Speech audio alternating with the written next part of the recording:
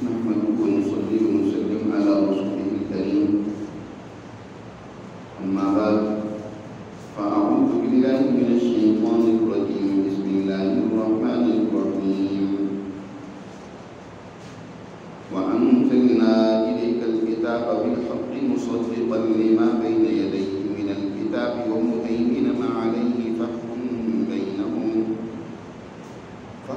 بينهم بما أنزل الله ولا تتبع أهواءهم عما جاءك من الحق لكل جعلنا منكم شرعة ومنهاجا ولو شاء الله لجعلكم أمة واحدة ولكن ليبلوكم فيما آتاكم فاستبقوا الخيرات إلى الله مرجعكم جميعا فينبئكم بما كنتم فيه تختلفون وأن احكم بينهم بما أنزل الله ولا تتبع أهواءهم واحذرهم أن يفتنوك عن بعض ما أنزل الله إليك فإن تولوا فاعلم أنما يريد الله أن يصيبهم ببعض ذنوبهم وإن كثيرا من الناس لفاسقون أفحكم الجاهلية يبغون ومن أحسن من الله حكما لقوم يوقنون صدق اللہ العظیم۔ اس رکوع میں اللہ سبحانہ و تعالی نے انسانیت کو اپنی ان 3 الہامی کتابوں کا ذکر کر کے ان کی اتباع کی دعوت دی۔ دنیا میں اس وقت زیادہ تر بسنے والے لوگ ان 3 ہی کتابوں کے ماننے کے دعوے دار ہیں۔ یا تو یہودی ہیں جو تورات کو ماننے کا دعویٰ رکھتے ہیں، یا عیسائیت ہے جو انجیل کے پیروکار اپنے آپ کو بتلاتے ہیں، یا تیسرے درجے میں مسلمان ہیں جو قرآن مقدس پر ایمان رکھتے ہیں اور اس کی پیروی کا دعویٰ رکھتے ہیں۔ یہ دنیا میں زیادہ تر بسنے والے لوگ انہی 3 کتابوں پر عمل پیرا ہیں۔ دیگر کتابوں کے ماننے والے یا صحائف پر اپنی تعلیمات رکھنے والے بہت ہی تعداد میں تھوڑے ہیں۔ اس لیے قرآن مجید نے یہاں ان 3 کتابوں کا ذکر کیا اور ہر ایک کے ماننے والے کو حکم دیا کہ وہ اپنی اس کتاب کے احکامات پر عمل پیرا ہو۔ جس کتاب کو ماننے کا ان کا دعویٰ ہے، اگر اس پر وہ عمل نہیں کر رہے تو در حقیقت اس کتاب کے انکاری اور کافر۔ یہودیوں کے بارے میں بھی یہی بات فرمائی، وَمَن لَّمْ يَحْكُم بِمَا أَنزَلَ اللَّهُ فَأُولَٰئِكَ هُمُ الْكَافِرُونَ، کہ جو اللہ نے تعلیمات ان کے لیے نازل کی تھی اس کے مطابق اگر یہ فیصلہ نہیں کرتے تو یہ تو کافر لوگ ہیں۔ اور کافر کسے کہتے ہیں؟ کہ زبان سے ماننے کا دعویٰ کرے لیکن عمل اس کے خلاف کرے، گویا عمل سے آپ نے اس کا انکار کر دیا۔ اسی طرح عیسائیوں کے بارے میں کہا، وَمَن لَّمْ يَحْكُم بِمَا أَنزَلَ اللَّهُ فَأُولَٰئِكَ هُمُ الْفَاسِقُونَ، کہ جو اللہ کی نازل کردہ احکامات کے مطابق فیصلہ یہ عیسائی اگر نہیں کرتے یہ فاسق ہے، اللہ کے قانون کو توڑ رہے ہیں، اسے پسے کچھ ڈال رہے ہیں، یہ اس کو ماننے والے نہیں ہیں۔ اس کے بعد مسلمان جماعت سے یہی بات کہی،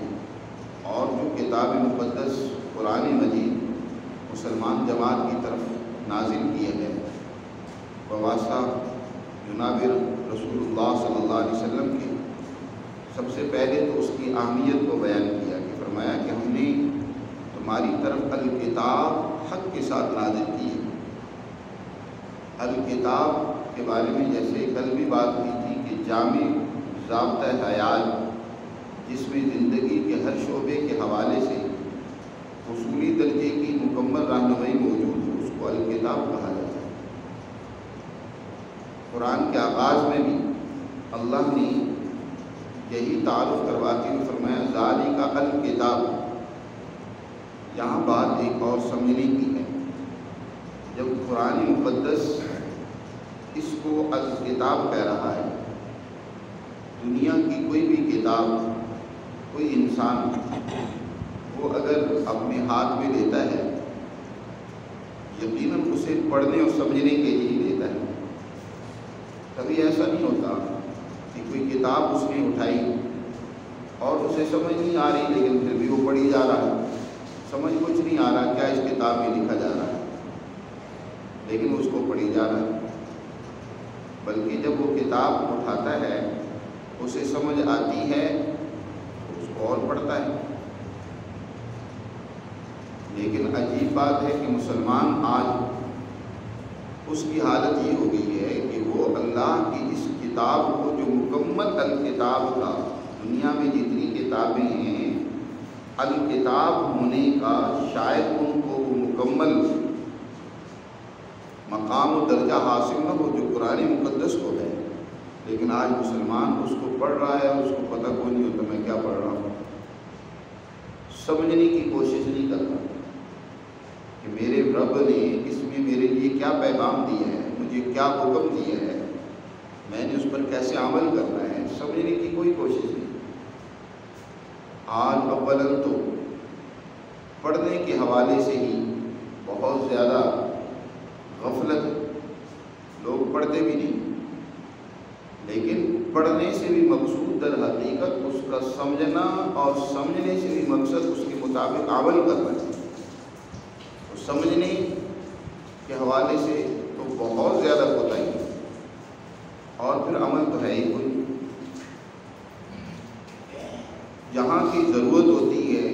قرآن مقدس کو استعمال کرنے کی اپنے مفادات کے لیے، وہاں آیات ڈھونڈ لیتی ہیں، اپنے مفادات کے لیے اسلام کا استعمال کر لیا جاتا ہے، قرآن کی آیت کا استعمال کر لیا جاتا ہے، لیکن اپنے آپ کو قرآن کے احکامات کے مطابق ڈھالنے کے حوالے سے، اس کی اتباع اور پیروی کرنے کے حوالے سے آج مسلمان بہت زیادہ غفلت میں مبتلا ہے۔ اس لیے یہاں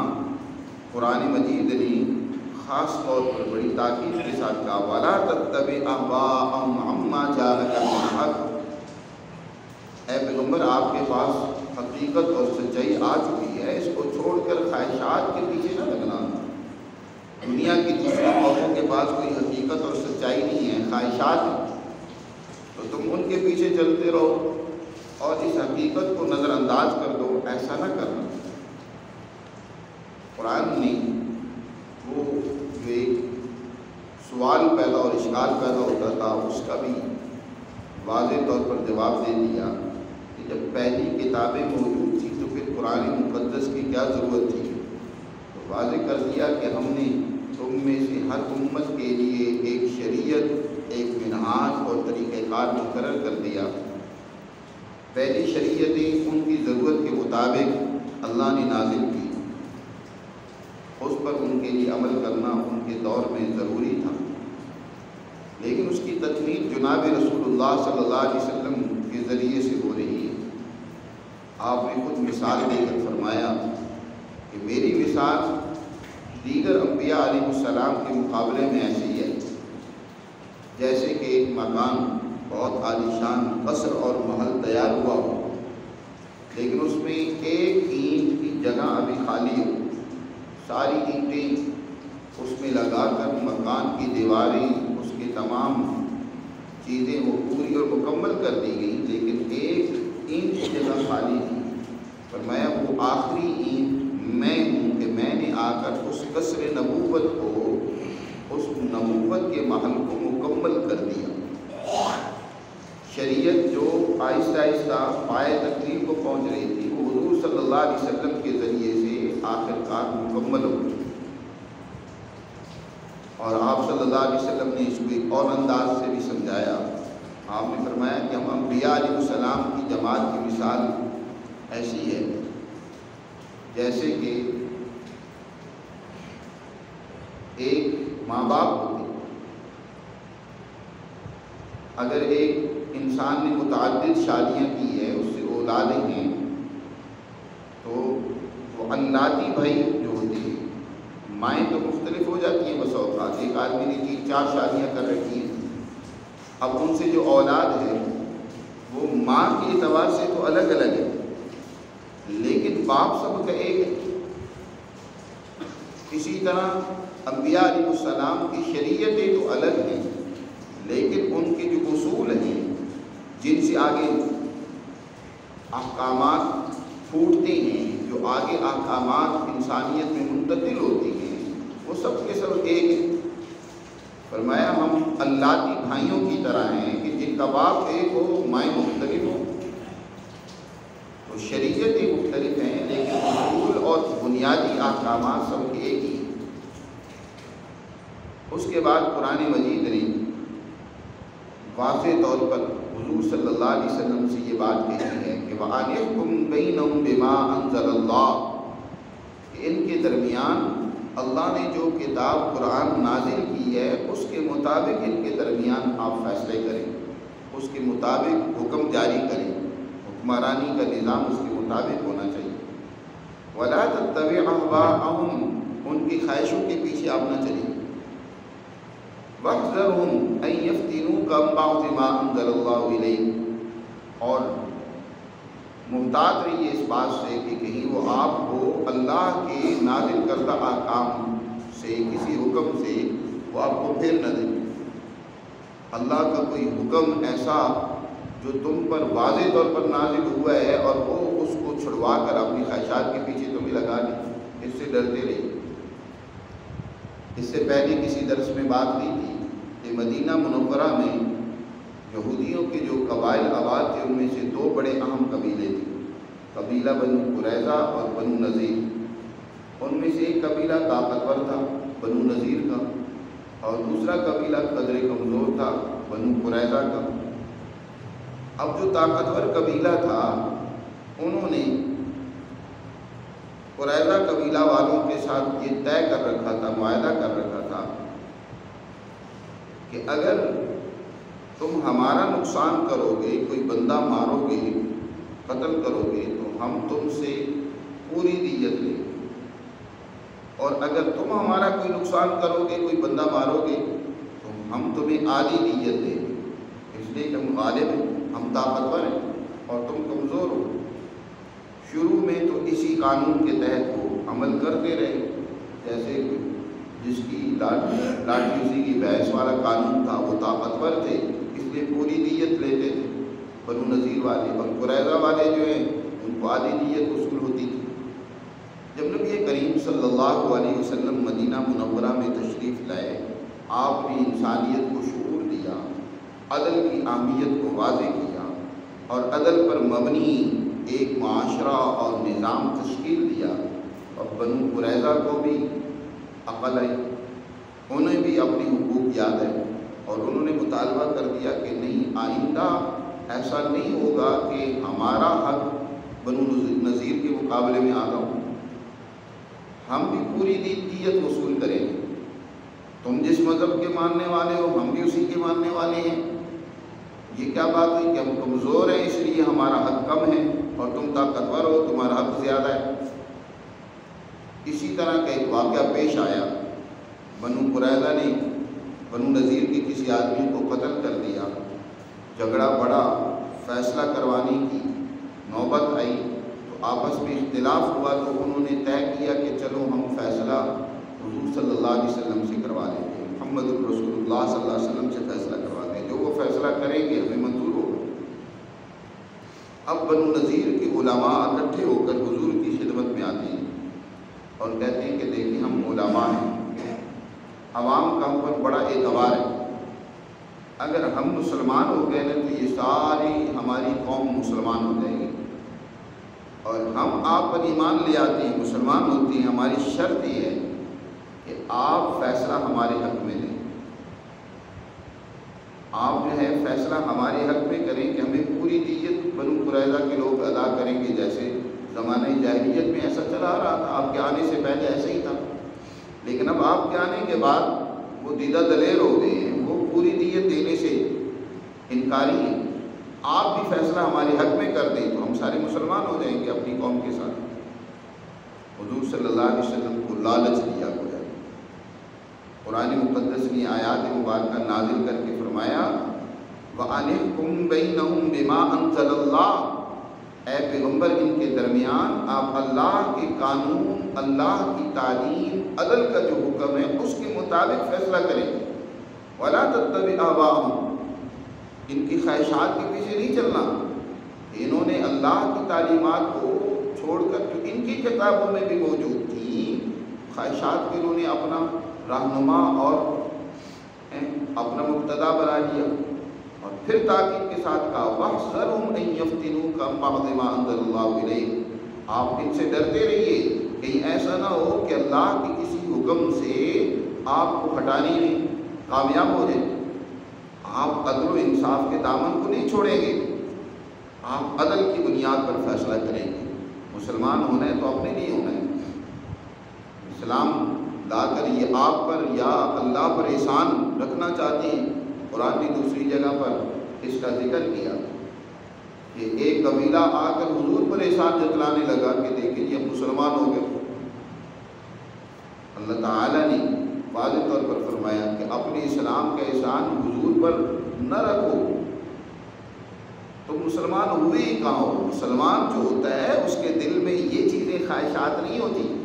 اسلام ہونے کا تو مطلب یہ ہوتا ہے کہ وہ اپنے آپ کو اللہ کے حوالے کرتا ہے۔ تم مسلمان ہی کہاں ہوئے ہو؟ یہ تمہاری زبان سے دعوے اسلمنا ولکن قولوا اسلمنا ولما يدخل الایمان فی قلوبکم، ابھی ایمان تو تمہارے دلوں میں آئے ہی نہیں، شرطیں لگاتے پھر رہے ہو کہ یہ شرط ہماری مان لی جائے تو پھر ہم مسلمان ہوتے ہیں، مومن ہوتے ہیں۔ آج کل مسلمان بھی یہی کرتا ہے، نماز پڑھتا ہے کہ بھائی نماز کے نتیجے میں جو ہے نا ہماری بہت ساری مشکلات حل ہو جائیں گی۔ نماز اس لیے نہیں پڑھنی چاہیے کہ ہماری مشکلات حل ہو جائیں گی، نماز تو اس لیے پڑھیں کہ اللہ کا حکم ہے، نتائج اس کے یقیناً یہ بھی نکلیں گے، فائدہ یہ بھی ہوگا کہ مشکلات آسان ہوں گی اور اللہ سے تعلق بڑھے گا۔ لیکن اصل جو پیش نظر چیز ہونی چاہیے وہ یہ کہ اللہ کے حکم کی اطاعت کرنی ہے، اللہ کے حکم کو بجا لانا ہے،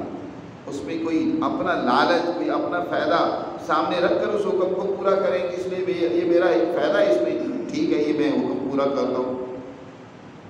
فائدہ نہ ہو تو پھر حکم پورا کرنے کی کوئی ضرورت نہیں۔ فائدہ سامنے ہو یا نہ ہو، ملے یا نہ ملے، ہر حال میں اللہ کے احکامات کی اتباع کریں۔ کہا جا رہا ہے وَاحْذَرْهُمْ أَن يَفْتِنُوكَ عَن بَعْضِ مَا أَنزَلَ اللَّهُ إِلَيْكَ فَإِن تَوَلَّوْا، اور اگر یہ اللہ کے احکامات کو قبول نہیں کرتے تو فَاعْلَمْ، تو آپ جان لیجئے کہ انما یرید اللہ ان یصیبہم ببعض ذنوبہم، اللہ بھی یہی چاہتا ہے کہ ان کے بعض گناہوں کی سزا اللہ انہیں دنیا ہی میں دے۔ اگر یہ اللہ کے فیصلے کو قبول نہیں کریں گے تو اس کی سزا ان کو دنیا میں بھی ملے گی۔ ایک سزا تو یہی ہے کہ جو انہوں نے اپنی ایک چتراہٹ قائم کر رکھی تھی وہ ان کی ختم، اور اس کے علاوہ پھر بعد میں اسی قوم کو سخت سزا بھی ملی، مدینہ منورہ سے بھی جلا وطن ہونا پڑا۔ وَإِنَّ كَثِيرًا مِّنَ النَّاسِ لَفَاسِقُونَ، اور ساتھ یہ بھی کہا کہ بے شک اکثر لوگوں کا حال یہ ہے کہ وہ اللہ کے قانون کو مانتے نہیں بلکہ قوانین الہی کو توڑنے والے ہیں۔ عجیب حال ہے ان کا۔ أَفَحُكْمَ الْجَاهِلِيَّةِ يَبْغُونَ، جاہلیت والے فیصلے یہ طلب کرتے ہیں، چاہتے ہیں۔ زمانہ جاہلیت میں جس طرح یہ بدماشیاں کرتے تھے، طاقتور کا قانون تھا، کمزور کا کوئی پرسان حال نہیں تھا، تو یہ چاہتے ہیں جاہلیت والے ہی فیصلے دوبارہ ان کو حاصل ہو جائیں، اسی کے مطابق یہ اپنی وہ لاٹھی قائم کیے رکھیں۔ آج بھی حضور نے ارشاد فرمایا ایک وقت آئے گا کہ پھر زمانہ پہلے دور کی طرف لوٹ جائے گا، جیسے جاہلیت میں ہوتا تھا ویسے ہی پھر لوگ کام کرنا شروع ہو جائیں گے۔ آپ اپنے اسلامی جمہوریہ پاکستان میں بھی دیکھیں، نام سب سے پہلے کیا لگایا ہوا اسلامی، لیکن یہاں قانون الہی کا نفاذ نہیں ہے، انگریز کے بنائے ہوئے قوانین ہیں، اور آج تو حال یہ ہے کہ ان قوانین پر بھی عمل درآمد نہیں ہوتا۔ جس کی لاٹھی اس کی بھینس والا قانون ہے، طاقتور اس کے لیے اور قانون ہے، کمزور اور غریب کے لیے اور قانون ہے۔ وہ بیچارے جیلوں میں دھکے کھاتے رہتے ہیں، عدالتوں کے چکر ہی کاٹتے رہتے ہیں، اور دادا لکڑ دادا کے دائر کیے ہوئے کیس وہ آگے پوتے پڑ پوتے جو ہیں وہ سن رہے ہوتے ہیں، خاص طور پر یہ زمینوں کے کیس۔ طاقتور ہوتے ہیں، وہ قبضہ کر کے بیٹھے ہوتے ہیں، کوئی پوچھنے والا نہیں ہے۔ تو جاہلیت کے یہ فیصلے چاہتے ہیں، اسلام کی تعلیمات آنے کے باوجود، احکامات الہیہ ان کے پاس ہونے کے باوجود یہ چاہتے ہیں کہ پھر جاہلیت کی طرف لوٹ دیں۔ جیسے کہ تاتاریوں کے پاس چنگیز خان کے بنائے ہوئے کچھ قوانین، جو اس کے لیے الیافس نے کچھ جمع کیے تھے، وہ تاتاری ان کے قوانین کی بڑی عزت کرتے تھے اور اس کو اپنے معاشرتی قوانین اور حکومتی احکامات سمجھ کر جو ہے اس کے مطابق عمل کرنے کی کوشش کرتے تھے۔ وہ سارے احکامات، زیادہ تر ان میں احکامات وہی تھے جو جاہلیت کے دور کے تھے۔ تو قوموں نے جاہلیت کے دور کی باتیں ہیں، اسلام کی روشنی اور نور و ہدایت آنے کے باوجود وہ جاہلیت ہی کے فیصلے اور طریقہ کار چاہتے ہیں کہ اس کے مطابق فیصلے کریں۔ وَمَنْ أَحْسَنُ مِنَ اللَّهِ حُكْمًا لِقَوْمٍ يُوقِنُونَ، اور یاد رکھو اللہ سے زیادہ اچھا کسی کا کوئی حکم نہیں ہو سکتا۔ اللہ تو انسانیت کے لیے ماں باپ جیسے اولاد کے لیے ہوتی ہے، اس سے بھی بڑھ کر ہے۔ وہ تو مہربان و کریم آقا ساری انسانیت کا رب ہے، وہ ساری انسانیت کے لیے عدل، امن، خوشحالی کا فیصلہ دیتا ہے کہ سب کے حقوق پورے کیے جائیں، اور اللہ کے حکم سے بڑھ کر کوئی اور کسی کا حکم نہیں ہو سکتا۔ لیکن اس حکم کا فائدہ اسی قوم کو ہوگا جو اللہ کے احکامات پر یقین رکھتی ہوگی۔ لِقَوْمٍ يُوقِنُونَ، اس قوم کے لیے،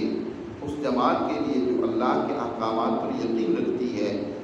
اس کے لیے اللہ کے حکم سے بڑھ کر کوئی اور اچھا فیصلہ اور حکم نہیں ہو سکتا۔ جو نہیں مانتا، جس کا یقین نہیں ہے، وہ تو پھر خواہشات پر چلتا ہے۔ جاہلیت کی دور کی باتیں جس میں طاقتور کا قانون ہوتا تھا، وہی وہ فیصلے کروانا چاہتا ہے، اسی کے مطابق زندگی گزارنا چاہتا ہے، وہ خواہش پرست انسان ہے۔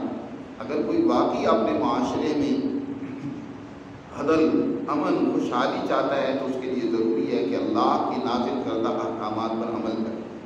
تو قرآن مجید نے ان آیات مبارکہ میں بہت ہی واضح اور عمدہ الفاظ میں یہ بات سمجھا دی ہے کہ قوموں کی ترقی اور کامیابی اسی میں ہے کہ وہ اللہ کے قوانین کو اپنے معاشروں میں نافذ کرے، اس کے مطابق قانون سازی ہو، اس کے مطابق عدلیہ فیصلے کرے، اس کے مطابق انتظامیہ عمل درآمد کروائے، تبھی وہ معاشرہ کامیاب ہو سکتا ہے، وہ ترقی کر سکتا ہے، دنیا کے اندر بہترین اور مثالی معاشرہ بن سکتا ہے۔ اللہ ہمیں سمجھ نصیب